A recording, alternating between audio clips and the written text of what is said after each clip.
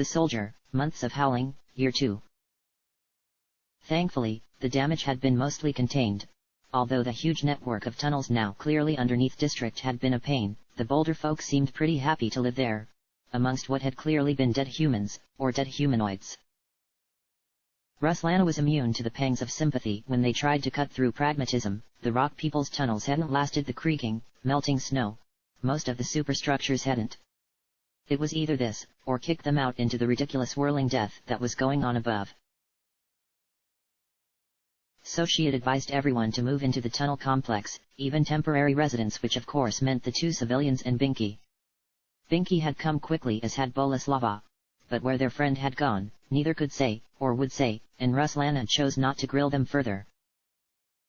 Now was neither the time or the place. Keep moving, and make sure to take only what you need. Which I realize isn't much for any of you. She felt a little weird conceding it, and all the more glad to be watching over mostly inhumanoid creatures, back at the yards. Every time they retreated backwards, people got left behind. No one even knew what they were retreating from. Only that the air was poison and the ground was poison, the water that wasn't reclaimed was poison too, and the visible effects of toxin haunted even those who used protective suits. Occasionally they'd lead raids to strike out against the darkness, and other humans or once humans who had lived there. And both sides would sustain heavy losses in the hails of gunfire and retreat to lick wounds and bury the dead. And she'd lead raids like that, and wrote letters to families that weren't delivered because paper was rationed and considered a civilian good. And she had seen the lines of ordinary people behind enclosed fences, not certain if they had made the cut, and knew that the retreat would have to end eventually, and once it did and there was no more room to run, no more earth to salt. You seem as one who has seen a ghost. Are you holding? Grendolf was not exactly sentimental, but that was good. It kept her guard up, and she didn't have to think about the past so much, what other people might have done. What she might have done. Holding. Feel like I wouldn't do wrong with some strong black bread, meat, and possibly a drink that isn't melted snow. Ruslana's lips curled into a little smile. She didn't mind the latter so much. Here, at least, the water did not kill you, whether it was rain or snow or ice, no matter how much ash and soot had fled into it. The earth was still alive. I am afraid I have only brought ill news. Will you listen? Shoot. Ruslana kept her good eye on the small pink thing. Boleslava. It kept talking to Binky, telling him little things. She wanted to spy on them, ask where Koza had went. Get some answers. But she wasn't going to do that. Not now. And she had a feeling that Grendolf heard most everything, anyhow, and would tell her if things got particularly. Dragonov is dying. Her face blanched, and Ruslana bit back a harsh laugh. You're telling me that after all that was talked up about this guy, he's... Ahaha, no, no way. On her own mental command, her laughter ceased, jawline set. I don't believe it. Situation report and let me find somewhere to get my bearings. Then she took in the tunnels. Once grey and blue and all weird metal, but somewhat cleaned up and made homey by the Boulder folk, if the nice chandeliers, if that's what they were, of crystal and hanging gems were any indicator. Binky looked up as she spoke, hoisting Boleslava above his head so that she could hear better. Listen up, everyone. I can't promise that things are going to get easier until the snowmelt is final, but you've been doing great. I'm going topside, so stay toasty here. Don't respond to any problems without me. If things get bad, you've got my permission to retreat into the deep tunnels. Just don't go any further. Keep your wits about you, and we'll get through this. Together. In semi-synchronous motion, the Boulder folk fell in rows, flickering in an orchestra of color. But she saw Binky looking nervously at her and then Boleslava. But whatever the Cyclops wanted to say, he had decided he trusted his new friends more. It was fine. After all, she wasn't like Kaylee Muir. She was just a soldier, and a soldier was just a killer in uniform. Let's go, Grendolf. Ready? Despite the awfulness of it, she had started to get used to the quick jumps that Grendolf did. He did not like it, but she had forced him to keep doing it with her. Any enemy they could get the drop on, whether it was a dragon, a king, or a god. Topside was a mess. Buildings had sunk and the sun was high. The weather wasn't warm, but it wasn't cold, either. It felt like that awkward mess of temperatures that left the mind a plaything of the body. Report. Whatever is draining the life from Dragunov is doing something else, as well. It will be a slow death, dependent on the great dragon remaining dormant. I am not certain, but I feel that it is. It is most certainly a trap. Ruslana felt memory hovering near her, and took the drone in her hand. The cold metallic surface of the orb feeling oddly comforting. For us, or? I cannot say, but I do not think so. It feels almost as if we are. Grendolf looked frustrated as she had never seen him, staring at the ruined corpses of building as if they had personally insulted him. Almost as if we ourselves are being used as pawns. I do not care for it, nor do I care for this lack of knowledge. What I do feel, strongly, is the hand of that dabbler. He is in part responsible, and I know he draws close. He went silent, and then whispered in a voice that was as sinuous as an empty grave. Ruslana, what do we do? She chose not to focus on how unnerving the lich being without direction was. Instead, Hate won out quickly enough. I imagine he and I are fated to fight at some point.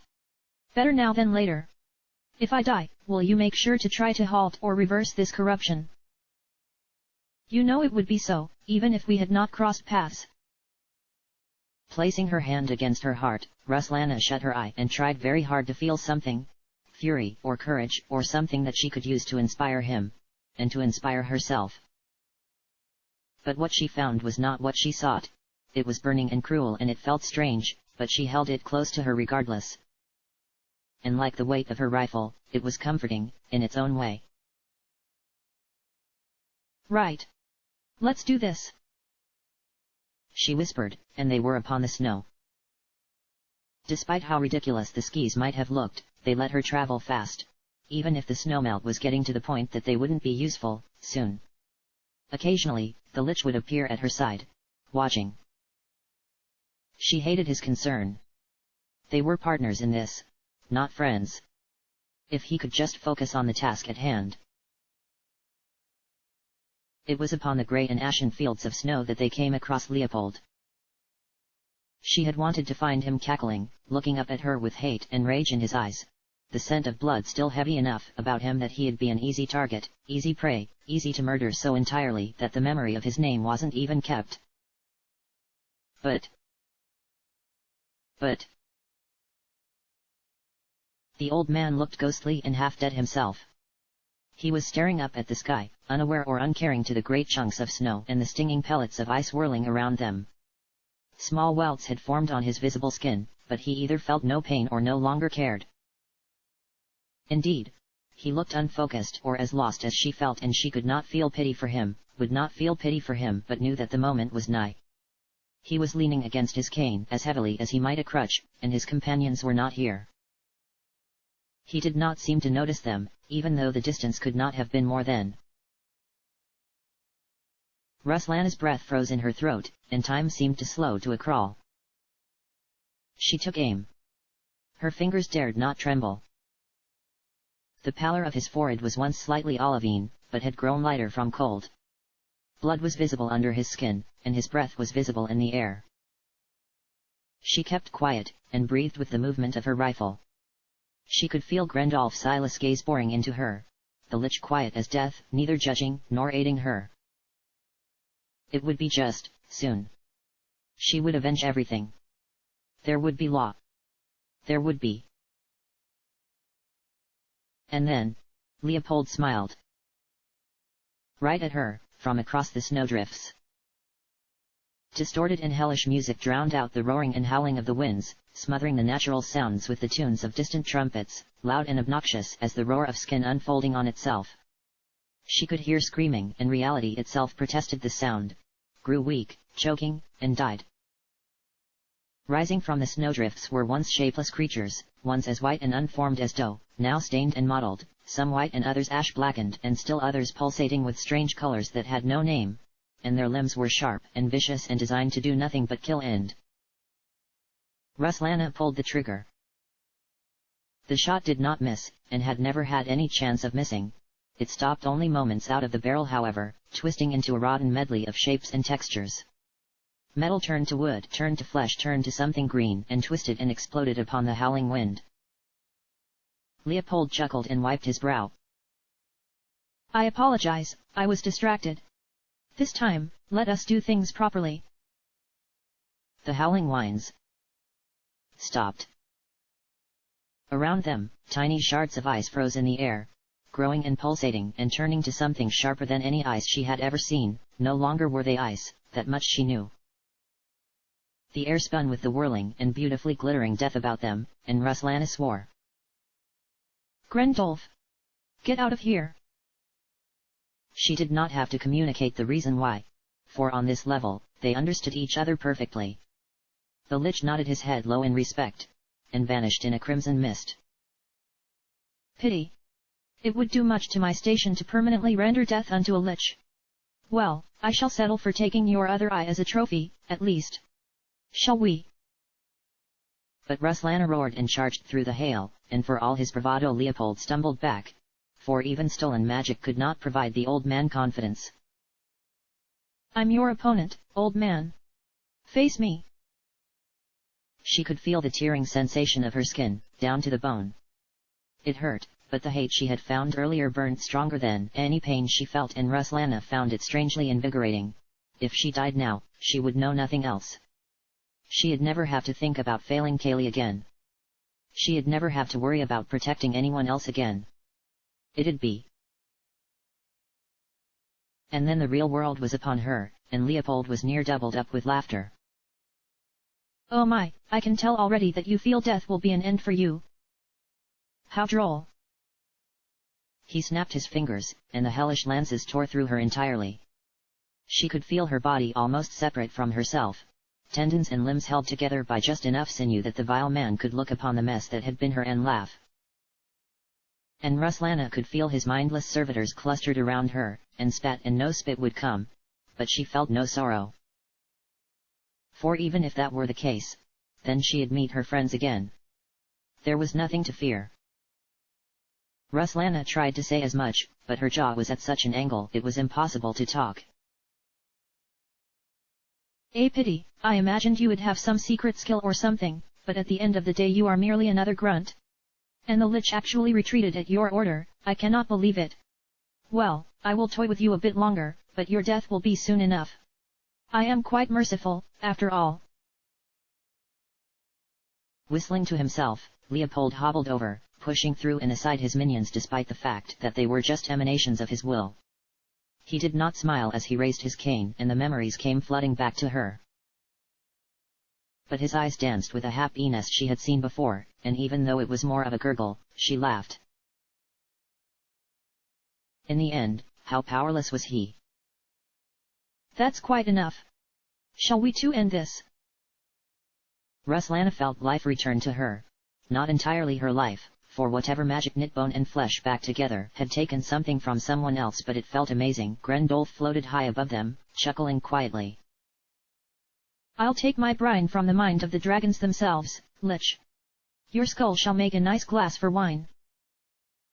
And with half the gestures he had made before, each and every one of Leopold's mindless minions exploded into a shower of cruel red light, their lumpen forms melting into the snow and ash from whence they had came. En masse, the javelins hurtled through the air, and disintegrated harmlessly. Grendolf did not smile. There are no heroes here, in this world. My magic is unchecked. Again. He glanced down at Ruslana, who gave him a curt salute. We too shall finish this.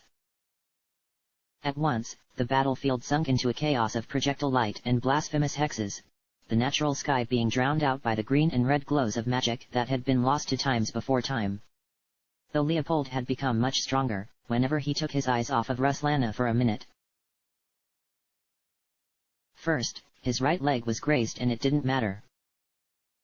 Then, his torso took another shot and heaved in protest. Then, he felt the bullet graze his skull, and Leopold screamed. I can't. Not here, but I. Whining petulantly, the old man fell into the snow, and it grew around him, devouring him utterly, before he shimmered within it, and disappeared. Ruslana limped upwards, spitting all manner of curses. We were so close, Grendolf. How far is he? Is he badly wounded? Can we get there? But Grendolf had gone quite silent, indeed, and Ruslana saw that he was trembling. I am so sorry, Ruslana. It appears I was right. He was waiting, this was all foreseen. Slowly, Grendolf dropped out of the sky, and Ruslana could hear the weight of the words as he examined the snow, itself brighter and almost pearlescent white. This was a trap. In my duty, I have failed. Chapter end.